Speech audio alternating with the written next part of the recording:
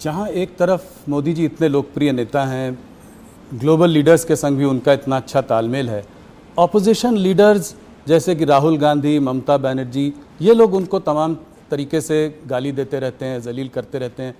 तो इसको आप कैसे देखते हैं? कोई उनको मौत का सौदागर बुलाता है, कोई। देखिए, एक दुर्भाग्यपूर्ण चीज है कि राजनीति सिद्धांतों की जगह व्यक्तिगत बातों पर ले जाने का प्रयास हुआ है। और राजनीति में जिस प्रकार की भाषा का प्रयोग होता है, मैं नहीं मानता वो हमारी डेमोक्रेटिक व्यवस्था को पुष्ट करेगी। लोकतांत्रिक व्यवस्था में स्तर विहीन राजनीति एक दीमक के समान होती है, जो लोकतांत्रिक व्यवस्था की जड़ों को खा जाती है। और मैं तो आपके कार्यक्रम के माध्यम से देश की जनता को यही अपील करना चाहता हूं कि ऐसी भाषा का जो प्रयोग करते हैं, इस प्रकार की राजनीति को जो बल देते हैं, ऐसे लोगों ने जनता ने दंड देना चाहिए। किसी भी व्यक्ति का भ्रष्ट आचरण हो तो वो उसकी व्यक्तिगत बात नहीं बनती है, सार्वजनिक होती है। उसके भ्रष्टाचार को उजागर करना वो विपक्ष का जिम्मेदारी भी है। परंतु चूंकि भ्रष्टाचार नहीं मिलता है, इसलिए स्तर बगैर की बातों को करना, गलत शब्द प्रयोग करना, जो भी आप बता रहे थे, और वहां तक कि मोदी जी की स्वर्गीय माता जी के लिए अपशब्द बोल देना, ये हमारी देश की लोकतांत्रिक राजनीति को पुष्ट नहीं करेगा।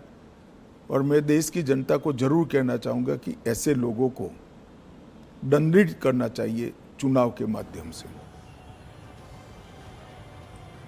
तो केंद्रीय मंत्री अमित शाह ने न्यूज 18 के editor in chief Rahul Joshi से खास बातचीत की। इस बातचीत में उन्होंने प्रधानमंत्री नरेंद्र मोदी के बारे में कहा कि प्रधानमंत्री नरेंद्र मोदी ने अब तक जितना काम किया है, किसी भी प्रधानमंत्री ने नहीं किया है। इसके साथ ही उन्होंने ये भी कहा कि एक दशक में किसी भी प्रधानमंत्री ने इतना काम नहीं किया और भारत 2047 तक राष्ट्र में सबसे विकसित बनेगा। अमित जी, आप हिस्ट्री में बहुत रुचि रखते हैं, तो मेरा एक सवाल है कि इस देश में लॉन्गेस्ट सर्विंग प्राइम मिनिस्टर्स को अगर लिया जाए तो नेहरू जी, इंदिरा जी और मोदी जी का नाम है। मोदी जी को आप नेहरू और इंदिरा जी से कैसे कंपेयर करेंगे? देखिए, मोदी जी ने देश की इकोनॉमी की साइज और स्केल दोनों को बदला है। गरीबी हटाओ के पॉलिटिकल नारेज को जमीन में तब्दील किया है, जमीन पर तब्दील किया है।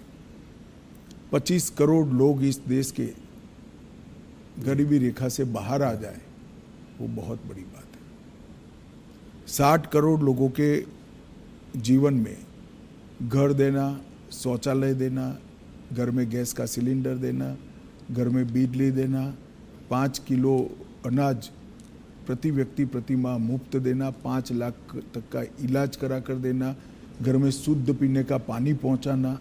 एक 11 साल के अंदर 60 करोड़ लोगों के जीवन स्तर को इस तरह से उठा लेना, इसके जीवन को परिवर्तित करना, जिसकी वो पीढ़ियों से राह देख रहा था, मैं मानता हूं ये बहुत बड़ा उपलब्धि है।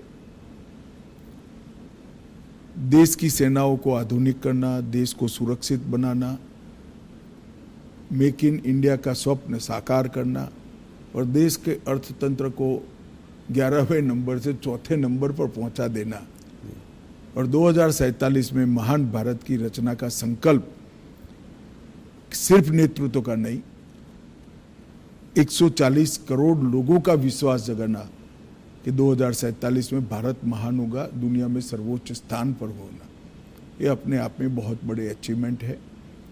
मूल्यांकन तो इतिहास ही करेगा, मगर मैं मानता हूं शायद भारत में किसी भी प्रधानमंत्री ने एक दशक के काम में इतनी सारी सिद्धियां प्राप्त नहीं की है। और देखिए, इसी बातचीत को बढ़ाते हुए केंद्रीय गृह मंत्री अमित शाह ने प्रधानमंत्री नरेंद्र मोदी को लेकर के कहा कि प्रधानमंत्री नरेंद्र मोदी पर संघ का बड़ा ही प्रभाव है और संघ का जो अनुशासन है, 75 साल का जो संघर्ष है प्रधानमंत्री नरेंद्र मोदी का, वो संघ का ही संस्कार है। एक बिल्कुल अलग प्रकार से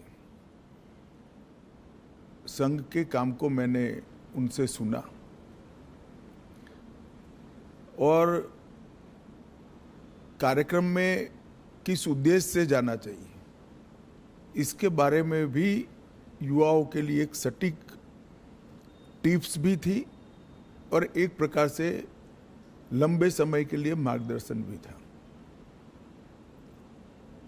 इतने छोटे से एक महानगर के 1200 युवाओं के कार्यक्रम के लिए इतना बारीक प्लानिंग करना ये बहुत बड़ी बात होती है। मैंने भी नीचे के स्तर पर काफ़ी काम किया है और वो ही बताता था, उस वक्त भी बताता था कि नरेंद्र भाई जो करते हैं वो मन से करते हैं और जो करते हैं वो अल्टीमेट उद्देश्य के साथ जुड़ा हुआ होता है और इसी के कारण बड़े बड़े परिणाम मिलते हैं। कमोबेश मेरे क्षेत्र के ही युवा थे, बहुत सारे युवा प्रभावित भी हुए थे, कार्यक्रम में भी गए थे और उसमें से काफ़ी लोग अलग अलग क्षेत्र में, कोई संघ में ही काम में आगे बढ़ा, कोई विद्यार्थी परिषद में बढ़ा, कुछ लोग भाजपा में बढ़े, अलग अलग काम में काफ़ी आगे भी बढ़े। तो लोक संपर्क और लोक संग्रह, लोगों का संपर्क करना, लोगों को काम के साथ जोड़ना और संपर्क और संग्रह के माध्यम से अल्टीमेट गोल अचीव करना, जो लक्ष्य है उसकी प्राप्ति के लिए रास्ता बनाना, ये उस वक्त हम सब युवाओं के मन पर बहुत गहरी असर छोड़ गया और आगे चलकर इसके कई सारे उदाहरण उनके जीवन से इसी प्रकार के मिलते रहे, जिन्होंने आज दुनिया के सामने जो नरेंद्र मोदी जी है उसको बनाया। नेपाल में हाल ही में हुई हिंसक जनजी क्रांति की गूंज अब भारत में उठने लगी है। दरअसल राहुल गांधी ने